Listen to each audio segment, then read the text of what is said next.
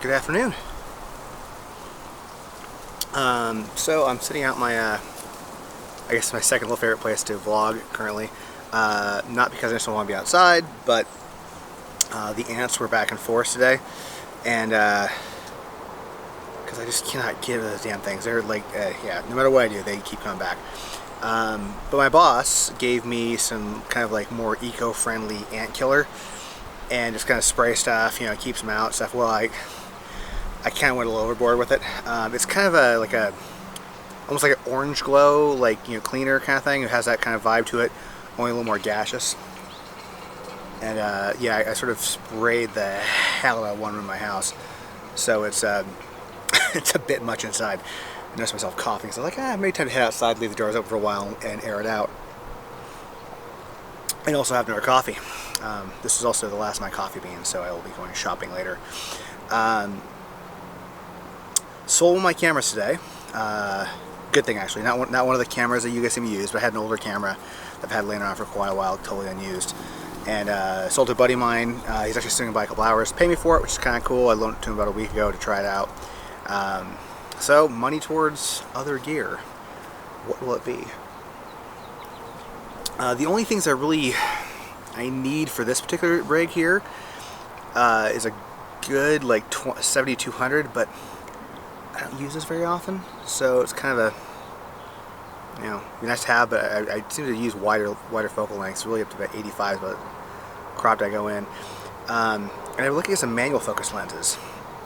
Right now I'm shooting with my 55-1.8 Zeiss, which is a really good sharp lens. Actually, it's great for portraits and everything. It's one of my favorite lenses on this camera, but it's a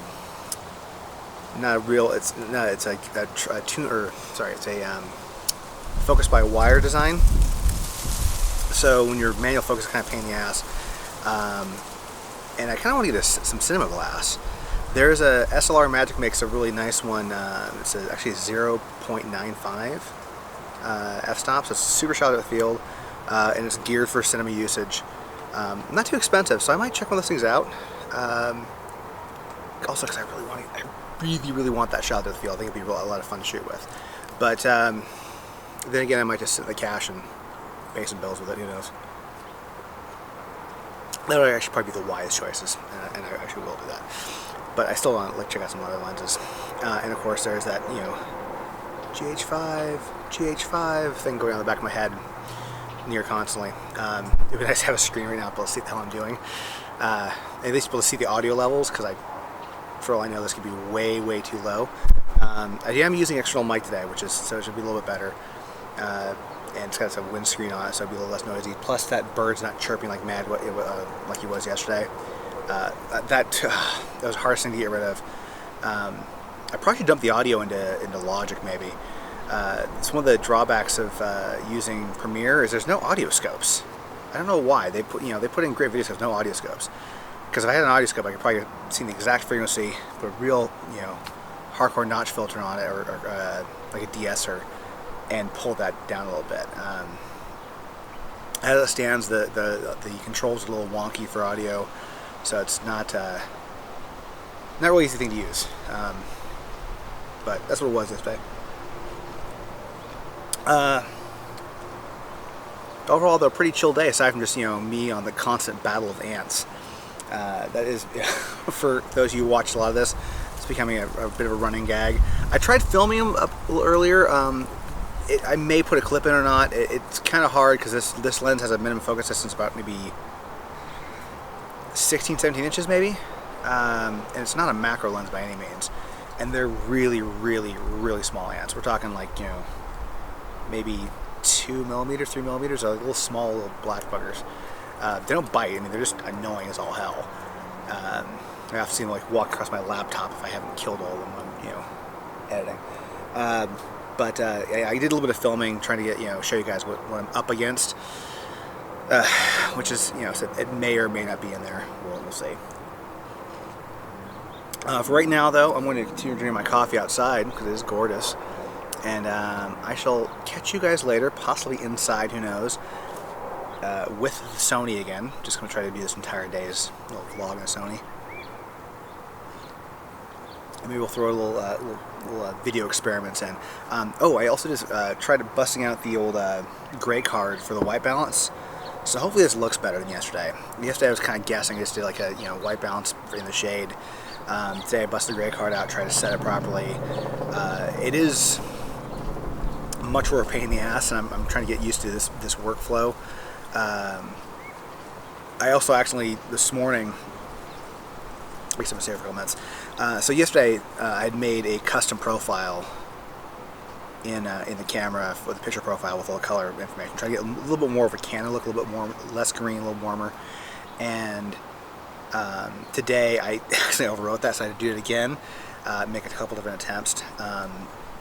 So what I've been doing is I've been saving that in a specific memory spot, and then go through, figure out my white balance, recall that profile, load the new white balance in, and then save it again in that memory spot. I'm sure I'm doing something wrong, and somebody probably correct me, but I've tried this before where you set the custom white balance, and then when I try to recall memory, it pulls whatever white balance I've had before. So that doesn't seem to be that helpful. I don't know if that makes any sense, but yeah, there seem to be a few quirks I'm missing out on. Somebody mentioned checking out lynda.com, and I have actually signed up for it. I did a bunch of Photoshop classes about a year and a half ago, 2 years ago on that, and it's pretty helpful. But I really think I need to go to actually some proper classes, like actual hands-on video classes. It'll be my fall maybe. Kind of fun, maybe even just like a little 6-week course where I go in a little bit of filmmaking course, because there's a lot of things because I am self-taught. You look up information as you need to know it, and you end up skipping out a lot of things. It's the same with photography, because I'm totally self-taught photography. I've had a couple people give me tips over the years, but it's all me figuring stuff out, trying things out, which is why my work probably changes so much from month to month. Also just because I get bored a lot as a photographer, and I want to try something else out, and try a new color scheme, new way of shooting, new lighting. But yeah, you often kind of skip out some of the basic steps because you're stuck at one spot, and oh, I want to figure out how to use strobes, and you look at video and you just go with it, rather than necessarily taking the steps to properly understand everything. I sort of liken it to taking a math class in high school that I took. I used to be really good at math, and I can just see the equations in my head and just do them in my head. Having to write stuff out was a pain in the ass for me. But the way I learned that was that I worked really well with lecture. So we had classes where they would show you the equation, how it works, why it works, how to apply it to other equations, kind of thing. And then we had an instructor one year who decided, oh, work at your own pace, figure it out, and I'll help you out if you run a problem. Well, I learned really well from lecture. I learned really well from somebody explaining how something works.